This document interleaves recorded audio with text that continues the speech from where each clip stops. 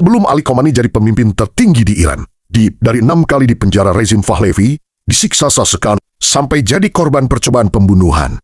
Ini kisahnya. Meski lahir dari keluarga yang apolitis, Khamenei ketika belajar di Hauza Ilmiah di Qom, pada tahun 1958 sampai 1964, terpesona oleh gurunya yang karismatik kala mengajar ideologi, politik dan interpretasi Islam. Khamenei memberi Khamenei dan para anak muda Iran harapan dan visi untuk kemajuan. Khamenei mendeskripsikan mentornya. Ia tegak berdiri seperti tembok kokoh terhadap rezim Shah Pahlavi. Ia tidak gentar akan tekanan. Ia berbicara begitu tegas. Pesannya singkat namun kuat dan masuk ke dalam hati para pendengarnya. Kata-katanya begitu hangat, penuh kebijaksanaan dan pengetahuan. Imam Khamenei sungguh dianugerahi kesadaran dan keberanian. Politik, dua kualitas yang jarang ditemukan para ulama tertinggi di zamannya. Darah muda Ali Khamenei yang sudah mendidih pun disalurkannya pada gerakan-gerakan anti-rezim Shah Pahlavi, terlebih setelah rezim itu mengasingkan mentornya, Imam Khamenei, hingga ke Prancis pada ke-1964. Ali Khamenei sendiri pernah 6 kali ditangkap dan dipenjarakan rezim Pahlavi. Penangkapan pertama terjadi pasca aksi Prancis Kingsley Hordat pada 5 Juni tahun 1963 yang menggema di Qom dan ibu kota Taron. Ia ditangkap aparat polisi rahasia dan intelijen. Safa dan ditahan selama 10 hari hanya karena terlibat dalam aksi protes itu. Lalu pada Januari tahun 1964, Khamenei kembali diciduk Safar rezim. Syah menganggap apa yang diajarkannya di masjid-masjid dan sekolah-sekolah adalah propaganda anti pemerintah.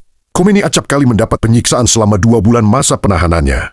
Sejak penahanan keduanya, Khamenei selalu dalam pengintaian Safi. Maka ketika ia diketahui sering bersua Ulus Akbar Hashemi, Rafsanjani Presiden Iran pada tahun 1989 sampai 1997, Safaka kembali menangkap Khamenei di Mei 1967 dan September 1970. Ia baru dibebaskan pada Januari tahun 1971. Khamenei mengenang 2 masa penahanannya itu sangat buruk. Safaka menempatkannya di sel sempit dan menolak para pembesuknya. Ia hanya diberi sedikit makanan, pakaian yang tidak layak.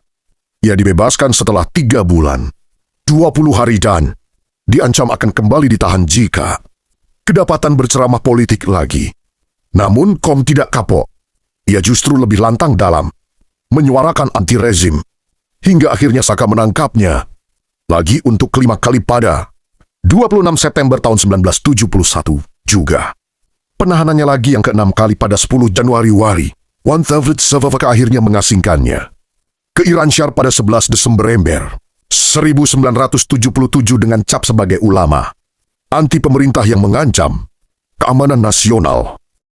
2 tahun berselang revolusi Islam, 7 Januari tahun 1978 sampai 11 Februari tahun 1979 sukses menumbangkan dinasti Pahlavi. Para anggota monarki yang tersisa kabur dan mengungsi khas.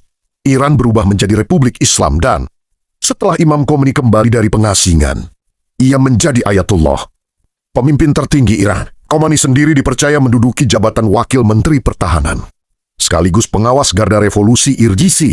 Kendati rezim lama tumbang, tetap ada beberapa kelompok yang juga anti-rezim Pahlavi namun tak puas dengan Republik Islam. Salah satunya kelompok anti-ulama Furqan Ghoraibi yang membunuh ulama Ayatullah Muhammad Mofateh pada 18 Desember tahun 1979.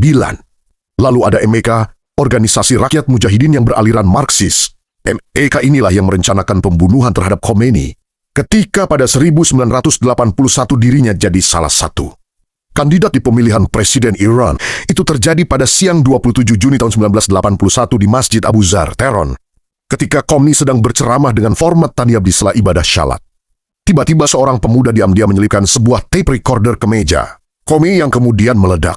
Khamenei selamat dari percobaan pembunuhan itu, meski pada akhirnya membuat tangan kanannya lumpuh.